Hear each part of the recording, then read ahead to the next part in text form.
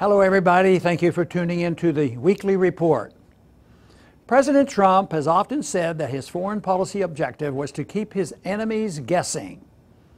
If that's the goal, you could say that he's doing a good job. The problem is, who does he think his enemies are, because the American people are often left guessing as well.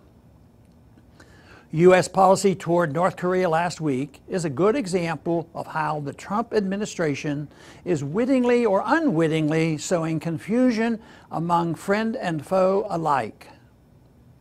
In what looked like a breakthrough, Secretary of State Rex Tillerson announced last Tuesday that the U.S. would be willing to sit down and talk with North Korea without preconditions. Previously, the U.S. had demanded that North Korea agree to end its nuclear weapons and missiles program before Washington was willing to sit down to formal talks.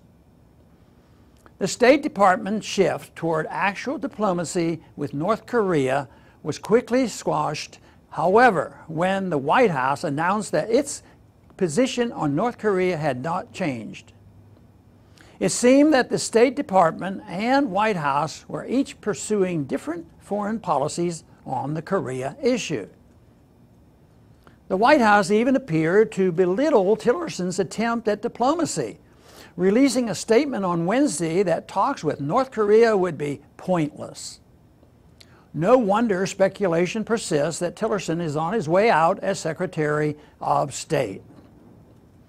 Then, on Friday, Secretary Tillerson seemed to be doing a U-turn on his own policy, announcing at a UN Security Council meeting that a sustained cessation of North Korea's threatening behavior must precede any negotiations with the United States. North Korea must earn its way back to the table, he said. So after just 3 days, the offer of unconditioned talks with North Korea had been put on and then removed from the table. There is more than a little hypocrisy in U.S. demands that North Korea cease its threatening behavior. Just this month, the U.S. and South Korea launched yet another joint military exercise targeting North Korea. Some 12,000 military personnel and 230 aircraft, including stealth fighters, participated in the massive war games. Does anyone think this is not meant to be threatening to North Korea? It's a shame that the hawks in the administration continue to dominate. It seems pretty responsible to open talks with North Korea after a period of good faith gestures between Washington and Pyongyang. Why not agree on no U.S.-South Korea joint military exercises for 6 months in exchange for no North Korean missile launches for the same period, and then agree to a meeting on neutral ground? How could it possibly hurt, particularly considering the alternative?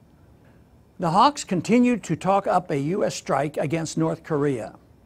Senator Lindsey Graham seemed pleased when he announced that there was a 70% chance that the U.S. would attack North Korea if it detonated another nuclear weapon. Does he realize how many people will die?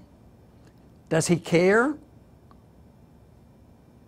Defense Secretary James Mattis seemed skeptical about neocon hysteria, declaring that the North Korean missile program does not pose a capable threat to the United States. With that in mind, we can only hope that President Trump will encourage Tillerson to do another about-face and return to the idea of talks without preconditions. Strategic ambiguity is one thing. Sending constantly mixed signals when nuclear war looms is something else.